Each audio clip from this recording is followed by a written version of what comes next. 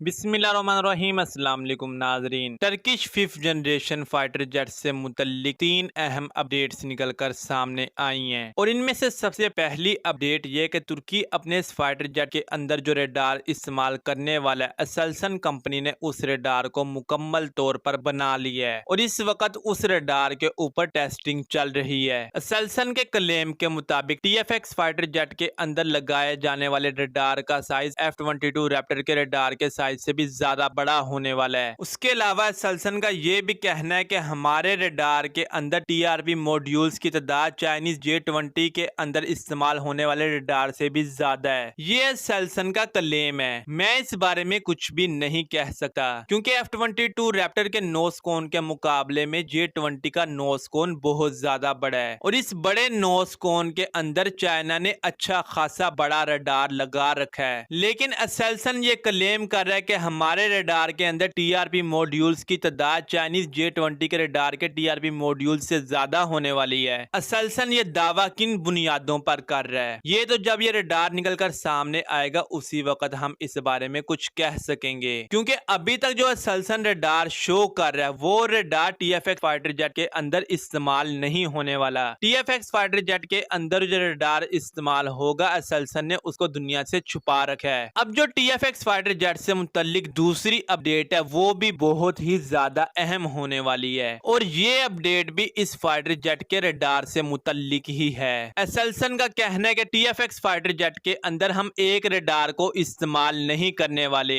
बल्कि हम इस फाइटर जेट के अंदर 5 इकसाम के रेडार्स का इस्तेमाल करने वाले हैं और ये रेडार्स इस फाइटर जेट की टेल के अंदर और उसके अलावा विंग्स के अंदर फिक्स किए जाएंगे। उसके अलावा सेल्सन का कहना है कि हमने इस फाइटर जेट के अंदर ग्राउंड को स्कैन करने के लिए भी एक नई किस्म का रेडार बनाया है जिसको इस फाइटर जेट की एयर इनटेक के नीचे लगाया जाएगा। मेरे नजदीक अगर तुर्की इस फाइटर जेट के अंदर ये सेंसर्स और रेडार इंस्टॉल करने के अंदर कामयाब हो जाता है तो ये फाइटर जेट अब तक के मौजूदा 5th जनरेशन फाइटर जेट्स में से सबसे ज्यादा जदीद फाइटर जेट होगा। लेकिन इतने ज्यादा पावरफुल रेडार और सेंसर्स को पावर देने के लिए आपके पास एक अच्छा खासा पावरफुल प्लांट होना भी जरूरी है। और तीसरी अपडेट इस फाइटर जेट के पावर प्लांट यानी इसके इंजन से मुतल्लिक है। तुर्की अब तक ये फाइनल नहीं कर पाया कि इस फाइटर जेट के अंदर हम कौन सा इंजन इस्तेमाल करेंगे। टर्किश क्लेम्स के मुताबिक तुर्की इसके अंदर यूरोफाइटर टाइफून के अंदर इस्तेमाल होने वाले इंजन को इस्तेमाल करेगा।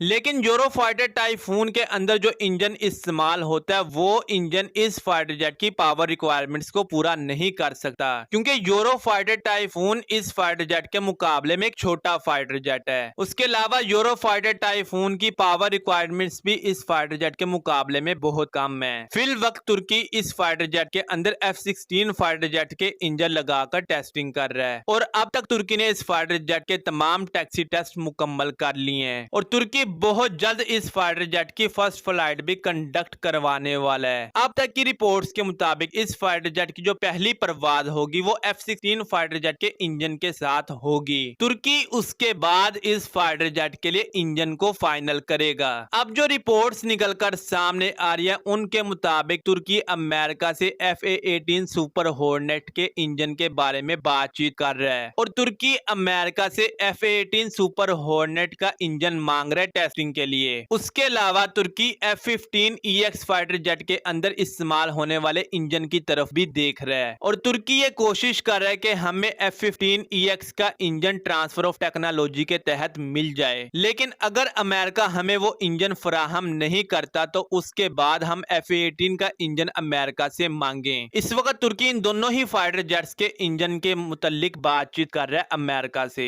लेकिन ये बातचीत कहां तक पहुंच पाई है इस बारे में कुछ भी हमें नहीं पता। लेकिन हाल बता हमें इतना जरूर पता है कि तुर्की ये कोशिश कर रहा है कि हम जिस भी फाइटर जेट का इंजन अमेरिका से हासिल करें उसको ट्रांसफर ऑफ टेक्नोलॉजी के तहत हासिल करें ताकि अगर कल को अमेरिका तुर्की को ब्लैकमेल करता है तुर्की उस टेक्नोलॉजी की मदद से एक नया इंजन अपने मुल्क के अंदर ही मैन्युफैक्चर कर सके। लेकिन तुर्की इसमें कामयाब हो पाता है या नहीं इस बारे में हम कुछ भी नहीं कह सकते क्योंकि अमेरिका एक बहुत चालाक मुल्क है और उसके अलावा अमेरिका हद से ज्यादा मतलबी और मफाद परस्त मुल्क है, इसलिए हम अभी इस बारे में कुछ भी नहीं कह सकते। हाँ, अलबत्ता मैं आपको इतना जरूर बता सकता हूँ कि TFX फाइटर जेट से मुतल्लिक एक और बहुत अहम अपडेट निकल कर सामने आई है, लेकिन वो अपडेट अभी तक 100% कंफर्म नहीं है। जैसे ही वो खबर कंफर्म होती तो वो मैं आपके साथ शेयर कर दूंगा। फिल वक्त की जो अपडेट्स थी वो मैंने आपके साथ शेयर कर दी। मिलते हैं अगली वीडियो में, तब तक के लिए अल्लाह हाफिज।